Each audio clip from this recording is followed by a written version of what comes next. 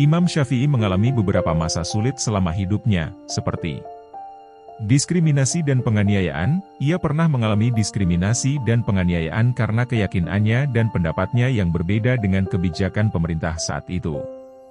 Kemudian penentangan terhadap pemikirannya. Pemikiran dan pendapat Imam Syafi'i sering ditentang oleh beberapa ulama dan pemikir Islam pada masanya, yang menganggapnya tidak sesuai dengan tradisi dan ajaran Islam. Selanjutnya perpindahan tempat tinggal. Ia pernah dipaksa pindah dari kota ke kota karena tekanan dari lingkungan sekitarnya. Yang terakhir konflik dengan kelompok politik. Ia juga pernah terlibat dalam konflik dengan kelompok politik yang memiliki pandangan dan kepentingan yang berbeda dengannya. Nah, meskipun mengalami masa sulit, Imam Syafi'i tetap teguh dan konsisten pada keyakinannya dan pemikirannya, dan berhasil meninggalkan pengaruh besar bagi perkembangan agama Islam. Kebaikan itu ada di 5 perkara: kekayaan hati, bersabar atas kejelekan orang lain, mengais rezeki yang halal, takwa, dan yakin akan janji Allah Subhanahu wa Ta'ala. Perbanyakan menyebut Allah daripada menyebut makhluk. Perbanyakan menyebut akhirat daripada menyebut dunia. Sebaik-baik harta simpanan adalah takwa, dan sejelek-jeleknya adalah sikap permusuhan. Siapa yang menginginkan husnul khotimah di penghujung umurnya, hendaknya ia berprasangka baik kepada manusia.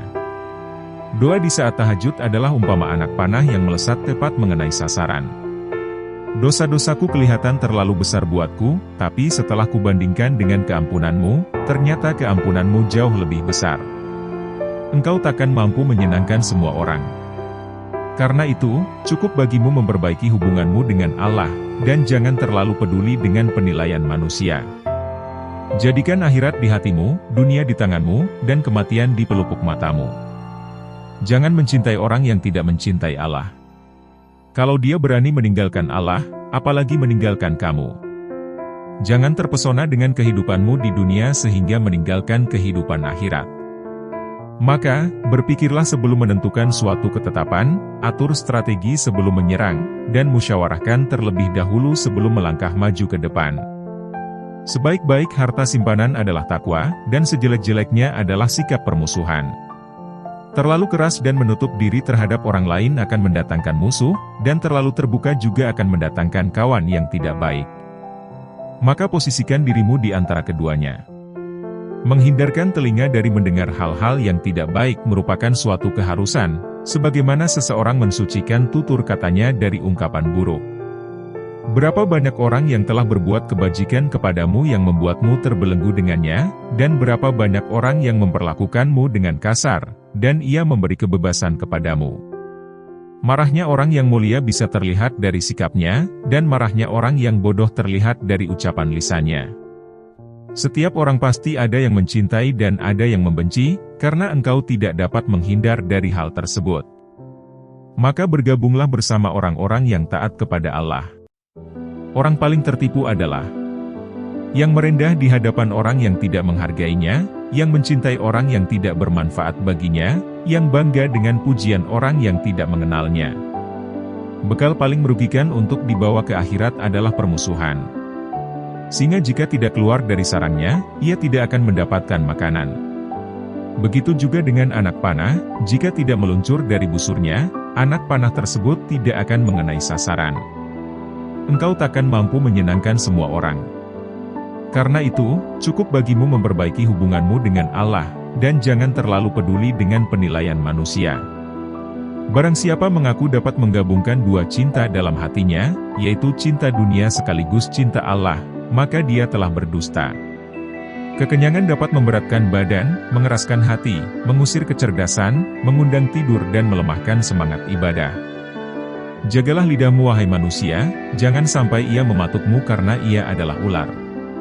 Aku tidak pernah berdebat dengan seseorang dengan tujuan agar dirinya mendengar apa yang salah, atau untuk mempermalukan dirinya dan menang berdebat atas dirinya. Setiap kali diriku menghadapi lawan dalam debat, aku hanya berdoa dalam hati, ya Tuhan, tolonglah dia agar kebenaran dapat mengalir dari hati dan lidahnya, dan semoga kebenaran ada di pihakku, semoga dirinya mungkin dapat mengikutiku, tetapi apabila kebenaran ada di sisinya, maka aku mungkin akan mengikutinya. Dirimu menganggap bahwa kamu tidak lebih dari sebuah badan, sesungguhnya di dalam dirimu ada sesuatu yang lebih besar dari semesta. Pilar kepemimpinan itu ada 5. Perkataan yang benar, menyimpan rahasia, menepati janji, senantiasa memberi nasihat dan menunaikan amanah. Takabur atau sombong adalah akhlak tercela. Ketahuilah sesungguhnya hidupmu di dunia akan sirna, dindingnya juga akan hilang dan hancur. Maka perbanyaklah perbuatan baik dan jangan terlalu banyak berangan-angan. Kedermawanan dan kemuliaan adalah 2 hal yang dapat menutupi aib. Kesabaran merupakan akhlak mulia, yang dengannya setiap orang dapat menghalau segala rintangan. Marahnya orang yang mulia bisa terlihat dari sikapnya, dan marahnya orang yang bodoh terlihat dari ucapan lisannya.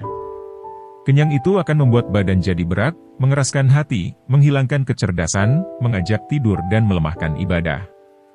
Satu hal yang dapat menyia-nyiakan orang yang berilmu dan yang dapat menghilangkan posisinya sebagai seorang alim adalah ketika ia tidak mempunyai kawan. Keridaan semua manusia adalah satu hal yang mustahil untuk dicapai, dan tidak ada jalan untuk terselamatkan dari lidah mereka, maka lakukanlah apa yang bermanfaat untuk dirimu dan berpegang teguhlah dengannya. Jadikanlah diam sebagai sarana atas pembicaraanmu, dan tentukan sikap dengan berpikir. Orang bodoh yang berakal nilainya sama dengan orang cerdas yang pelupa.